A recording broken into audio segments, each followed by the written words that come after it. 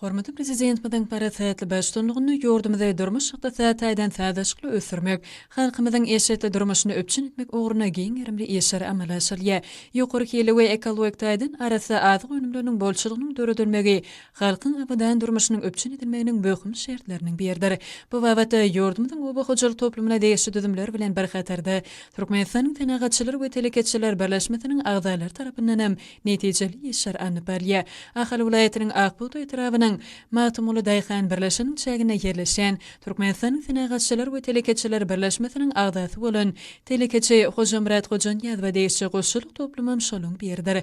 Umum meýdany 4 hektara barabar bolan häzirki zaman goşulyk toplumynda tovuklary iýdetmek üçin niýetlenen ketekleriň 4'üsi kereket edýär. Olaryň 3'üsini ýumurtga ugurly tovuklary iýdedilýär. Beri bolsa bir günlük jyjylar ösürip ýetişdirmäge niýetlenenir. Bu ýerde yerli teleketçilerden satyn alynýan ýumurtga ugurly lokman tohumuna değişe bir günlük jyjylar göwnejay iýdedilýär.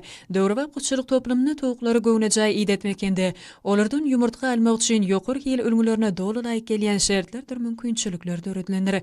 Toplumda ýumurtga ugurly tovuklaryň jemi 130 000 goly iýdedilýär. Keteklerde tovuklary iýimlemek, olary suw bermek, arasaçylyk ýaly işler awtomatlaşdyrylan görnüşde anyparýar. Toplumda ornaşdyrylan sanly ulgamy işleýän tehnologiýalar howa şertlerine laýyklykda ketekleriň içindäki gydygynlygy gerekli derejede saklamagy mümkinçilik berýär. Häzirki wagtda goşulyk toplumyna gije günlüğüň dowamyny ortaça 120 000 töweregi ýumurtga önürilýär. Ýokary hili we ekologik taýdan arasy önüm esasen içerki bazarda ýerleşdirilýär. Döwrüba goşulyk toplumynyň çägini hereket edýän iýim taýýarlaýjy önümhana towuklar üçin zerer bolan iýim önümlerini öpçün etmäge mümkinçilik berýär.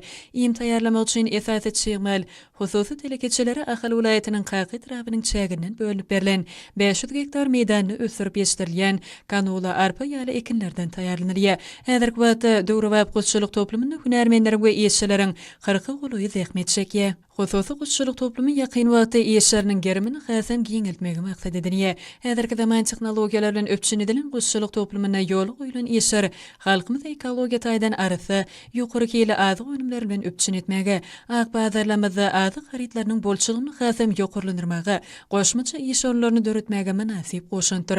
Türkmen teleketçiler özlerini tutan ýerle zähmet çekip, watanymyzyň güllä bösüşlerine menasip goşun goşmaga döredilýän mümkinçilikler üçin arkadaly gahrman serdarymyza hem de gahrman arkadagymyza alkyş aýdýarlar.